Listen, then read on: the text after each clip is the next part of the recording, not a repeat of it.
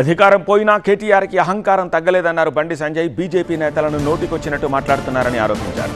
Congress BRS ఒకటే కాబట్టి కేటీఆర్ ఏం మాట్లాడినా కాంగ్రెస్ నేతలు స్పందించట్లేదంటున్నారు బండి సంజయ్. ఇంకోసారి బీజేపీ నేతలు ఇష్టం వచ్చినట్టు మాట్లాడితే కేటీఆర్ కాన్వాయ్ రోడ్డుపై తిరగనివ్వమంటున్నారు బండి సంజయ్.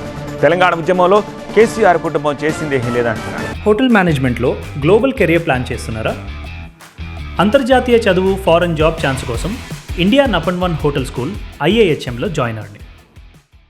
10 ఏళ్లు అధికారంలో ఉన్న కేసీఆర్ కుటుంబం వేల కోట్లు దోచుకుంది అంటున్నారు ఆయన. ఇంకా అహంకారంతో మాట్లాడుతున్నాడు. మొన్న కేసీఆర్ కొడుకు చూస్తే బీజేపీ వాడు, కాంగ్రెస్ వాడు, కాంగ్రెస్ వాళ్ళు పడతారు, మీరు వాళ్ళు కూడా పడతారు. ఇంకొకసారి బీజేపీలను వాడు వీడని వాడితే బిడ్డని కాన్వాయి రోడ్ల మీద ఎదుర్కొంటూ చేస్తాం. బిడ్డ నువ్వు తమాషాలు చేస్తున్నావు బాగా. నీ అయ్యని చూసి నీ బతికేంది, మీ అయ్య బతికేంది, మీ బతికేంది. తెలంగాణ ఉద్యమం కంటే ముందు మీ ఆస్తిపాస్తులేంది, నీ కుటుంబ ఆస్తిపాస్తులేంది.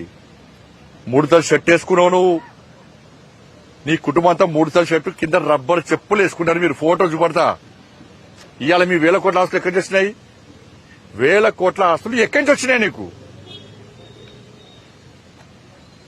నువ్వు కేసీఆర్ కుటుంబం ఎన్ని లాంటి దెబ్బలు తిన్నది తెలంగాణ ఉద్యమంలో? ఎన్ని కేసులున్నా మీ మీద, ఎన్నిసార్లు జైలుకు పోయారు మీరు, మీ కుటుంబం. తెలంగాణ రాష్ట్రం అప్పుల పాలైంది. కేసీఆర్ కుటుంబము 1000 కోట్లు సంపాదించారు. ఇవాళ దుబాయ్ లో, మస్కట్ లో, అమెరికాలో మొత్తం పొట్టు వ్యాపారాలు చేస్తున్నారు.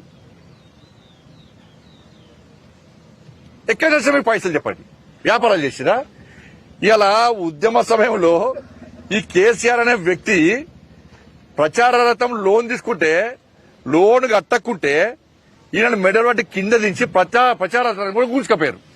ఫైనాన్స్ పైసలు కట్టలేని స్థితిలో ఉన్న కేసీఆర్ కుటుంబం ఇలా ఇన్ని 1000 కోట్ల రూపాయలు ఎక్కడి నుంచి వచ్చినాయి?